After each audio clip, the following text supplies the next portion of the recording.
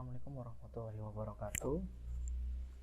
Kali ini kita akan membahas tentang salah satu game engine yaitu Unity 3D. Kali ini saya gunakan adalah Unity versi 2018. Ya, langsung saja kita bisa klik new. Nah, di sini kita bisa menamai project kita. Nah, di sini saya menamakannya Praktikum 2. Kemudian ini ada lokasi penyimpanan. Saya pilih di folder dokumen. Nah, kemudian di sini ada target, ada banyak jenisnya. Kita pilih yang targetnya 3D. Kemudian kita bisa klik create project. Nah, pada tahap ini akan meload semua resource atau package yang diperlukan oleh Unity. Di sini prosesnya lumayan lama karena banyak yang dibutuhkan.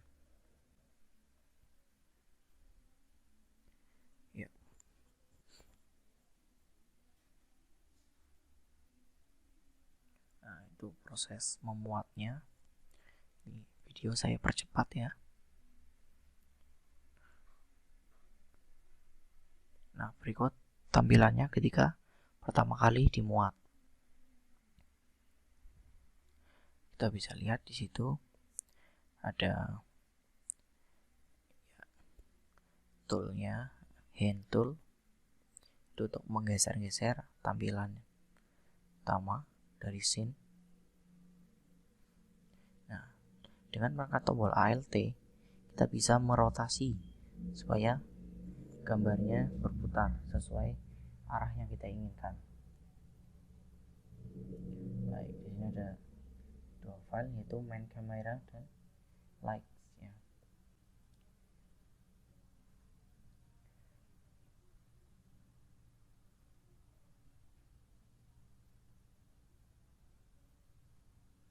Nah, sebelum kita mulai, kita buka dulu file modulnya yang sudah saya ekstrak sebelumnya di luar.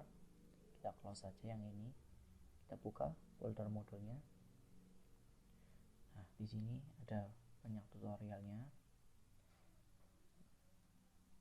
yaitu berupa gambar GIF ya. Kemudian kita buka aset. Nah, di sini adalah ada dua aset yang perlu nantinya kita akan import.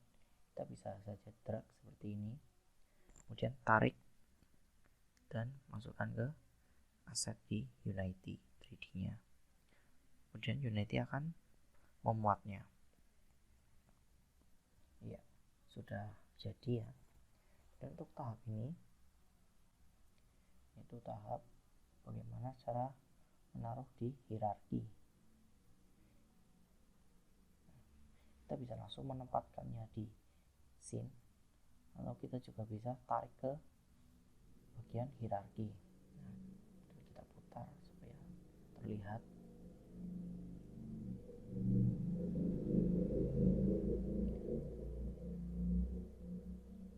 Ya, pada bagian ini kita bisa scale ya, kita bisa merubah ukurannya besar, kecil, atau gitu. Nah, kalau kita mengklik move tool, maka objeknya akan berpindah.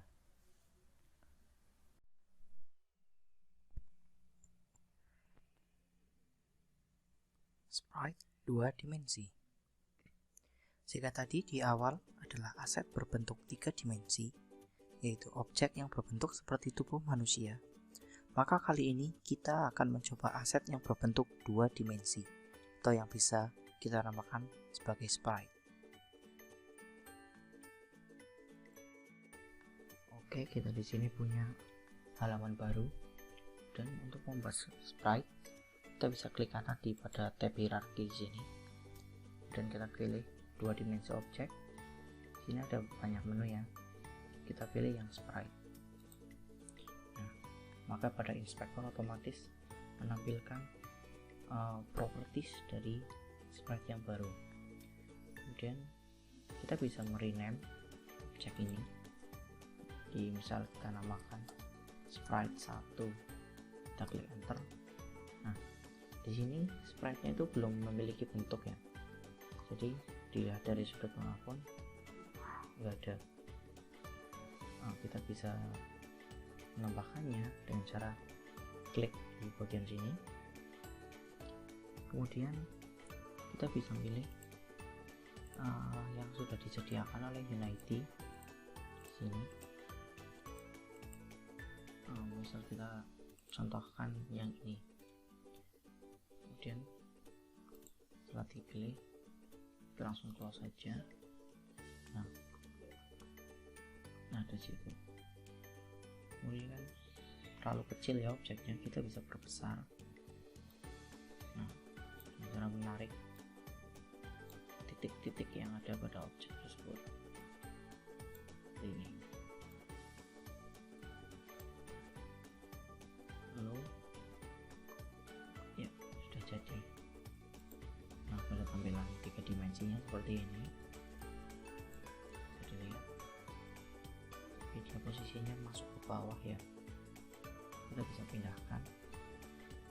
Nah,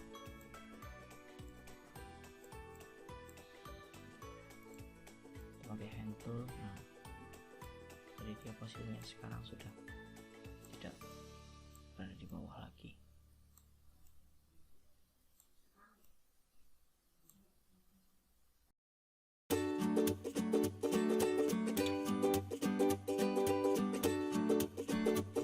Pembahasan selanjutnya adalah mengenai Asset Store.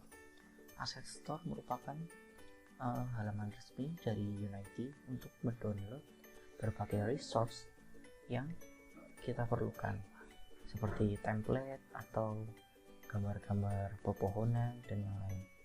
Ini ada dua cara mengakses Asset Store, yaitu melalui tag Windows, kemudian pilih Asset Store, atau bisa menggunakan ini Ctrl+9, atau bisa langsung menggunakan di sini tab Asset Store.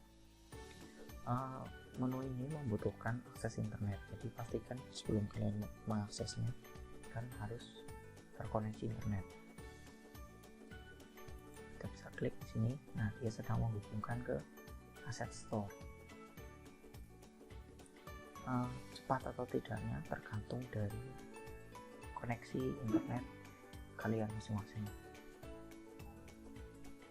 Nah, untuk di sini kebetulan saya sudah login, sehingga di sini ada tag username saya.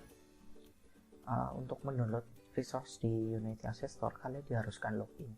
Jadi pastikan kalian sudah memiliki akun Unity Asset Store terlebih dahulu. Kemudian ini ada berbagai kategori. Kalian mau memilih objek 3 dimensi atau objek 2 dimensi, add-on atau tambahan, atau berbagai audio dan lain sebagainya. Dan karena ini berupa store atau toko, tentu saja tidak semuanya gratis. Jadi kita bisa mengatur rentang harga dari aset-aset yang disediakan di toko Asset Store ini. Kita bisa kliknya seperti ini, mengatur. Atau jika kalian mau mencari yang gratisan tanpa perlu rentang harga, kita bisa langsung klik ini, free asset. Nah, kemudian halamannya akan mereload dan menampilkan yang free saja.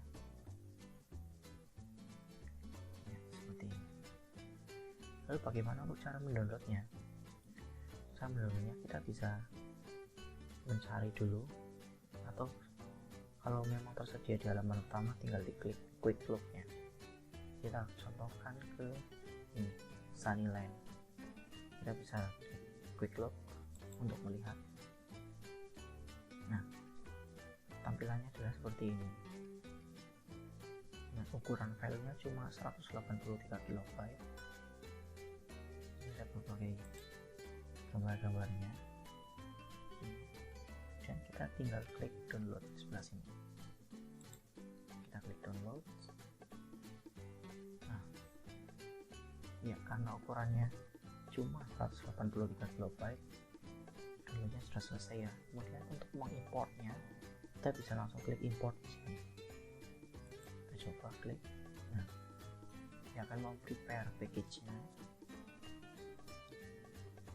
Di sini isi dari aset Sunnyland adalah berbagai berikut, di gambar-gambar udah banyak.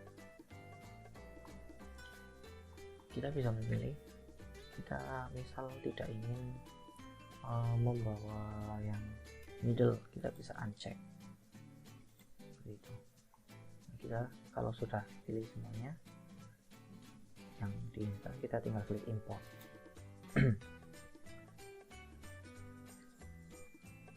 Ini sedang proses loading ya.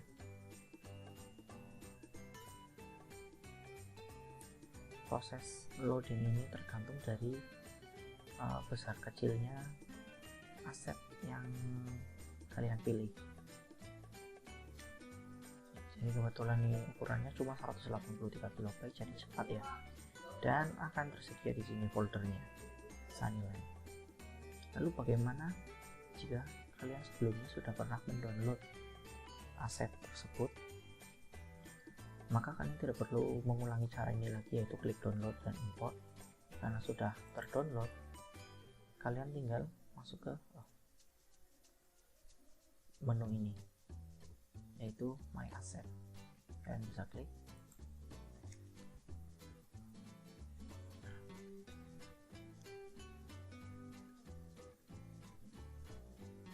Di sini pada menu My Asset, maka akan tersedia aset-aset yang sudah kita download, sudah kita miliki. Nah, di sini jadi contohnya tadi Sunnyland.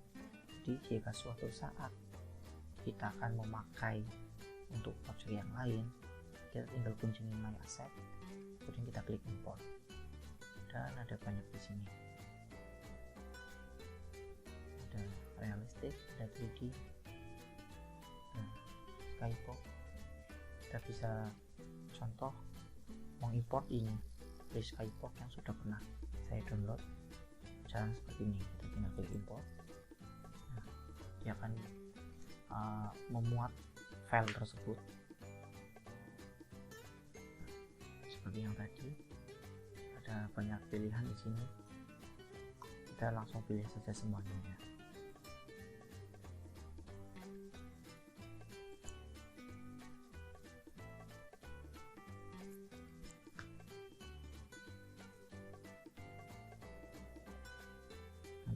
Skybox ini 10 MB,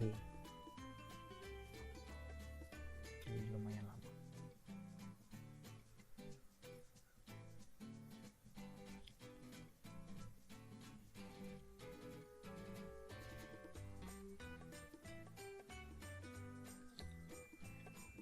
Seperti yang saya jelaskan tadi, semakin besar ukuran aset yang kalian import, semakin lama proses memuatnya.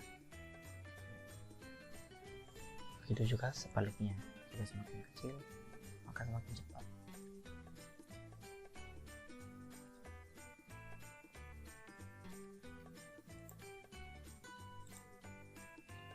Iya, yang tadi sudah selesai dan dia bernama Voxopic ya, ini Voxopic. Di sini kita bisa lihat isinya. Ini ada panduan penggunaan, ini ada file demo, ini ada yang sudah jadi. Kemudian pembahasannya selanjutnya yaitu Skybox. Apa itu Skybox? Skybox merupakan tampilan langit ya, bisa dikatakan langit. Nah, di sini ini berwarna gelap karena kita belum mempunyai apa-apa. Untuk mengubah Skybox atau langit, kita bisa menggunakan menu lagi. Kita bisa mencarinya di ini sudah ada, tapi kalau kalian belum ada, kita bisa mencarinya di window, kemudian rendering, klik lightning settings. Nah, maka akan muncul rak ini. Kita bisa pilih ini Skybox material. Nah, kita pilih di sini. Yang tadi sudah di-download itu yang ini. Nah, terserah. Setelah dipilih, kita bisa langsung klik close. Ya, warna langitnya sudah berubah. Nah, bisa lihat untuk tampilan dari bawah tahun ini seperti ini ya. Sedikit review tentang Skyfall.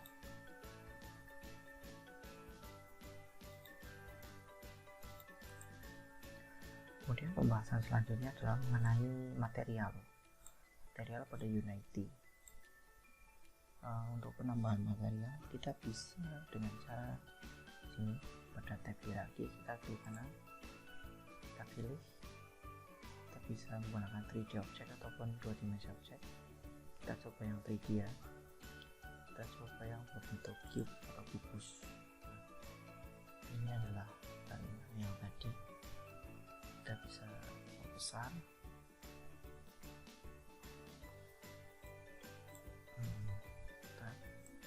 kita putar, nah ya berbentuk kotak ya.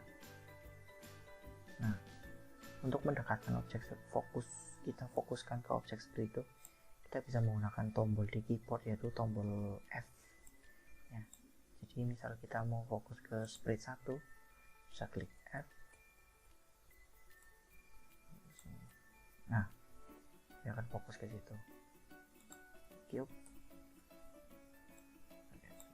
Nah, kita bisa fokus ke situ. Kemudian untuk yang kita klik inspektor, di sini default material dia tidak bisa diubah-ubah ya. Maka dari itu kita bisa membuat material baru untuk mengkonfigurasi si kubus ini. Kita bisa klik kanan di asset, kita create, dan kita pilih material.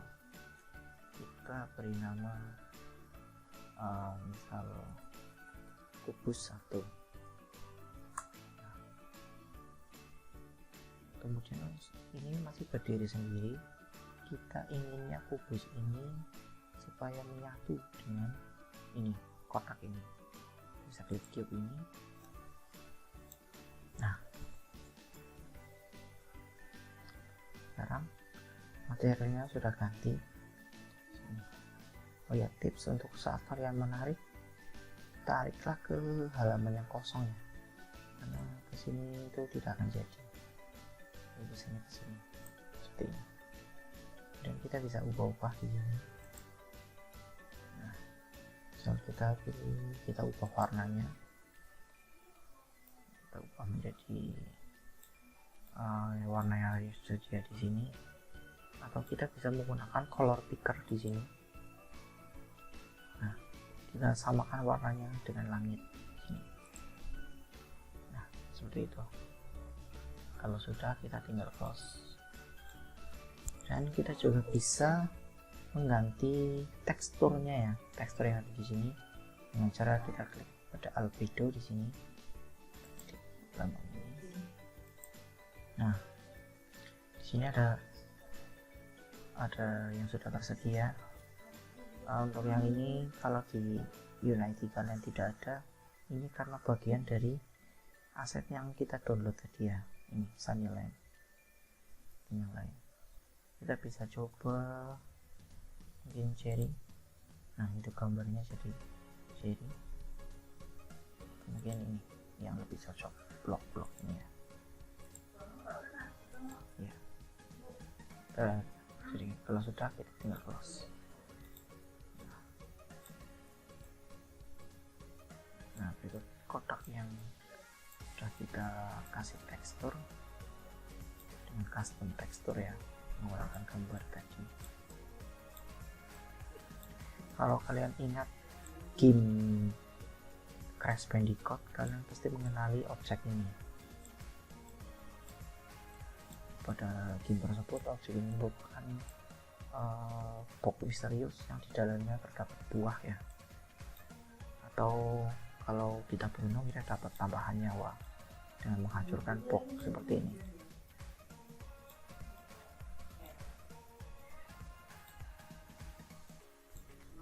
Oke, pembahasan selanjutnya kemudian kita akan membahas tentang kanvas. Kanvas merupakan bagian dari Unity UI ya. Kanvas adalah tempat menampung seluruh objek UI. Apapun objek UI yang telah Anda buat, pastikan objek UI tersebut menjadi children dari kanvas. Jika tidak, maka objek UI tidak akan terrender atau tidak terlihat pada scene maupun game window. Dan seperti objek biasa, UI objek yang terdapat pada kanvas dapat berukuran sesuai dengan screen size. Oke, kita bisa contohkan, yaitu cara membuat kanvas. Kita bisa di hierarki seperti biasa, kita klik kanan, kita bisa pilih UI, kemudian kita pilih kanvas.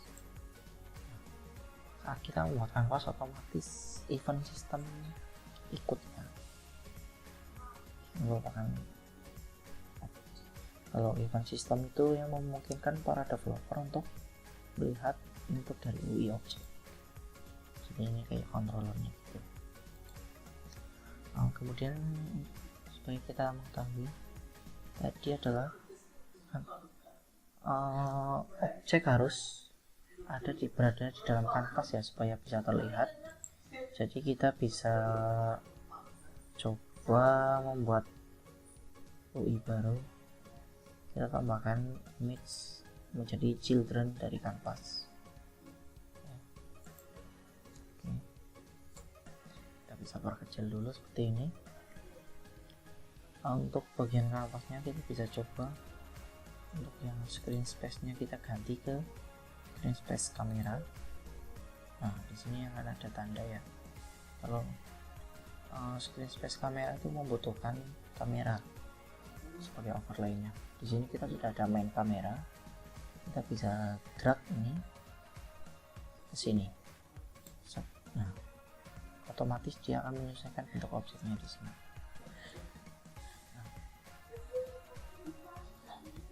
Dan kita bisa coba. Nah, ini ada UI scale mode.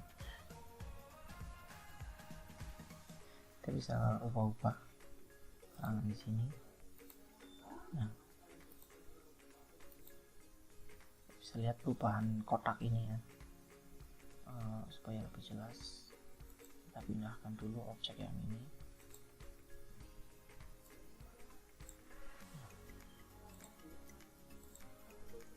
Kita coba lagi.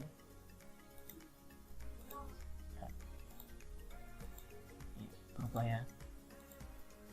Oke, untuk penjelasannya, constant pixel size itu digunakan untuk mempertahankan pixel size dari UI elemen tanpa menghiraukan ukuran dari resolusi layar. Jadi misalkan resolusi dari objek gambar tersebut kita katakanlah mempunyai angka 27, mau berapapun ukuran layarnya dia akan tetap bernilai 27. Kalau yang opsi kedua, scale with screen size, jadi kalau yang ini objek yang berada pada kanvas akan scale atau merubah ukurannya menyesuaikan dengan ukuran layar. Jadi kalau ukuran layarnya berubah, dia juga ikut berubah.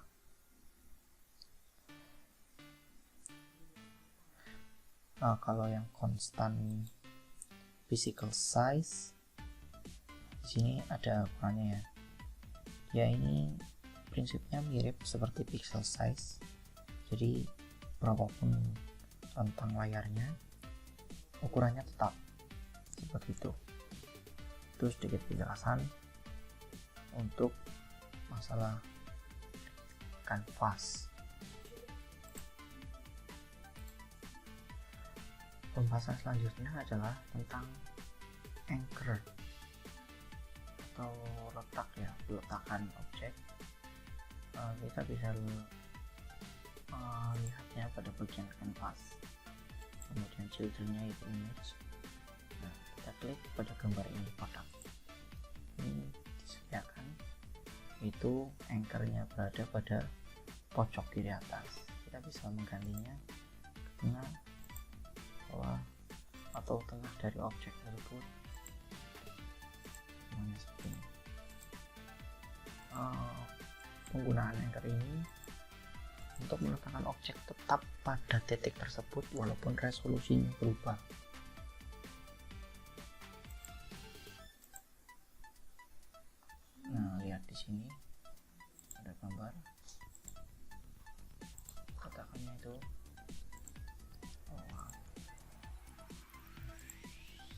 untuk ukurannya dia akan tetap seperti itu. Kemudian UI yang lain ada yang bernama text. Kita bisa klik kanan di hierarki biasa, kita pilih text. Bisa geser seperti sini.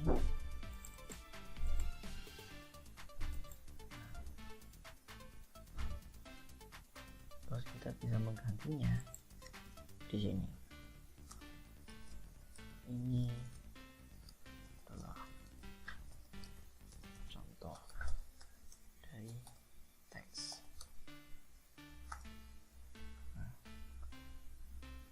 Kemudian kita bisa mengatur ukurannya di sini.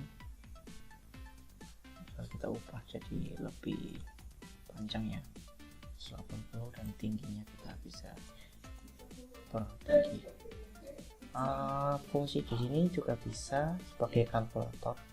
Misalkan ingin ini membaginya rata, misalkan kalian tidak tahu 180 bagi duanya itu berapa, kita bisa lakukan operasi seperti ini, bagi 2, enter, maka otomatis dia akan menghitung berapa totalnya. Misal ini juga ingin ditambah 8 seperti ini. Nah, kita bisa fungsikan ini supaya kita tidak ribet menghitung. Ini fungsi perkalian dan fungsi pengurangan. Itu. Jadi ini kita bisa multifungsi. Selain kita mengisi angka pastinya, kita juga bisa menggunakan fungsi kalkulator dari tab itu. Oke, pembahasan kita selanjutnya adalah mengenai button. Button juga merupakan bagian dari UI. Kita bisa menambahkannya dengan cara seperti ini, kanan UI, dan kita pilih button. Nah, karena akan muncul, kita bisa pindahkan posisinya supaya dilihat seperti ini. Nah, ini ada spektornya seperti ini. Nah, kemudian di sini ada on click. On click itu ketika tombolnya kita klik, maka dia akan melakukan apa? Kita akan mencoba menambahkan. Nah, seperti ini. Dan ini ada pilihan runtime off, editor and runtime only. Ini maksudnya adalah off, maka buttonnya tidak bisa digunakan sama sekali. Editor and runtime maksudnya adalah pada menu edit seperti ini, dan saat dijalankan dia bisa berjalan. Atau kalau runtime only, button ini hanya bekerja ketika dalam mode dijalankan. Kita pilih runtime only saja dan kita pilih targetnya. Sini kita bisa pilih dari daftar list, atau supaya lebih mudah kita ingin mengontrol gambar ini, kita bisa coba ini, kita tarik, kita masukkan sini. Nah, jadi cara bacanya adalah ketika tombol ini diklik, dia akan melakukan sesuatu terhadap gambar ini. Sesuatunya apa? Kita bisa pilih di sini, ada function. Kita sudah pilih, dia ada game object, rect transform, canvas render, raw image. Kita coba yang canvas render untuk mengubah teksturnya.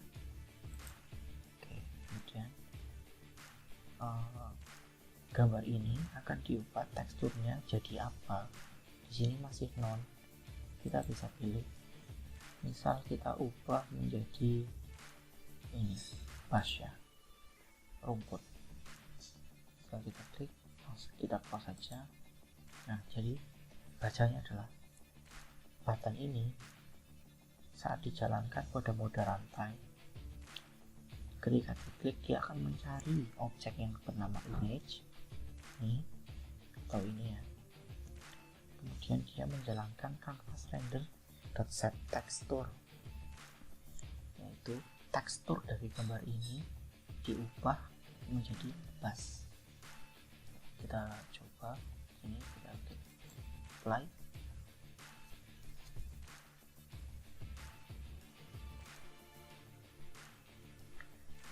Nah, ini adalah tampilan dari game kita.